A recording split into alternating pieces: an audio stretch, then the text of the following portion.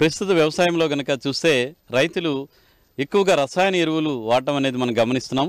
ఇంచుమించు అన్ని పంటల్లో కూడా సేంద్రియ ఎరువులు వాడకం అనేది చాలా తగ్గిపోయింది. రసాయన ఎరువులు వాడకంతో పాటుగా మితిమీరిగా కానీ అసమతుల్యంగాను ఒక ఎరువు ఎక్కువగాను ఒక ఎరువు తక్కువగా వాడడం జరుగుతుంది.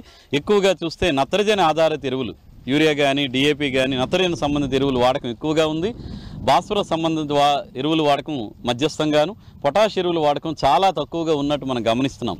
అదేవిధంగా పంటకి అన్ని ఎరువులు కూడా సమతుల్యంగా కావాల్సిన అవసరం ఉంటుంది. అదేవిధంగా సూక్ష్మ పోషకాలు కూడా టైం టు టైం మనకి అందుబాటులోకి రావాల్సిన అవసరం ఉంది. దీనికోసం రైతులు ఏంటంటే మితిమీరిన ఎరువులు వాడకం తగ్గించాలంటే ముందుగా భూమి తాలూకా సారాన్ని తెలుసుకోవడం అనేది చాలా అవసరంగా ఉంటుంది. ఈ భూసార పరీక్ష చేసిన తర్వాత మాత్రమే ఎరువుల యాజమాన్యం చేపడితే మనకి వేసిన పంటను బట్టి ఎంత ఎరువు కావాలనేది ఒక రైతుకు ఒక అర్థంలో ఉంటుంది. కాబట్టి మోతాదుని కూడా తగ్గించుకోవడానికి అవకాశం ఉంటుంది. తద్వారా సమతుల ఎరువుల యాజమాన్యం చేపడితే పంట దిగుబడులు కూడా రావడానికి ఎక్కువ ఆస్కారం ఉంటుంది. సాగు ఖర్చుకు తగ్గించుకోవడానికి అవకాశం ఉంటుంది. అదేవిధంగా వాతావరణ కలుషితాన్ని కూడా ఎరువుల రూపంలో తగ్గించుకోవడానికి కూడా మనకు అవకాశం ఉంటుంది. కాబట్టి రైతు సోదరులు భూసార పరీక్ష ఆధారిత ఎరువుల యాజమాన్యం చేపట్టాలి. దీనికి గాను రైతు సోదరులు వాళ్ళు పండించిన భూమి నుంచి మట్టి నమూనాను సేకరించి భూసార పరీక్షా కేంద్రానికి పంపించాలి. ఆ పరీక్షా కేంద్రాన్ని పంపించే నమూనా తీయాలంటే పంట లేని సమయంలో తీస్తేనే సరైన ఫలితాలు వస్తాయి. కాబట్టి దానికి అనుకూలమైన సమయం వేసవి కాలం.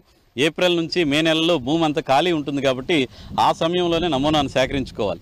ఉదాహరణకు ఒక ఎకరా భూమి నుంచి నమూనాను సేకరించాలంటే దాని రిప్రజెంటేటివ్ శాంపుల్ ఒక అరకిలో వరకు పరీక్షా కేంద్రానికి పంపించాలి. దీనికి గాను మనకున్నటువంటి ఎకరా భూమి నుంచి ఒక 10 ప్రాంతాల నుంచి నమూనాని మట్టిని సేకరించి దాన్ని మన అరకిలో వచ్చే వరకు తయారు చేసుకోవాలి. దీనికోసం ఆహారధాన్య పంటలకు కానీ అయితే కనుక ఒక అడుగు లోతు తవ్వుకోవాలి. తవ్విన మట్టిని కాకుండా అంచుల నుంచి సేకరించినటువంటి మట్టిని ఒక అరకిలో వరకు తీసుకురావాలి.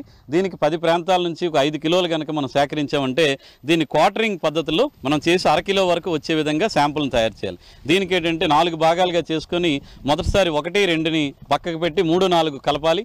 తర్వాత మళ్ళీ 3, 4 పక్కన పెట్టి 1, 2 కలపాలి. ఈ విధంగా ఏంటంటే మనకు 10 ప్రాంతాల నుంచి వచ్చిన మట్టి అంతా కలిసి యూనిఫామ్ శాంపుల్ అనేది పరీక్షా కేంద్రానికి వెళ్తుంది. వీళ్ళు పంపించే ముందు కూడా రైతు తాలూకా వివరాలు, సర్వే నెంబరు, వేసే పంట, వేయబోయే పంట, అలాగే విధంగా మనకు భూములు ఏదైనా సమస్యలు ఎదుర్కొంటున్నామా ఇలాంటివన్నీ కూడా మనం కనుక వివరాలు అందిస్తే భూసార పరీక్షా కేంద్రం వాళ్ళు మనం పంపించిన నమూనాని పరీక్ష చేసి ఆరోగ్య కార్డును కూడా జారీ చేయడం జరుగుతుంది. అందులో మనకు సమస్యకు తగ్గ సూచనలు కూడా అందిస్తారు.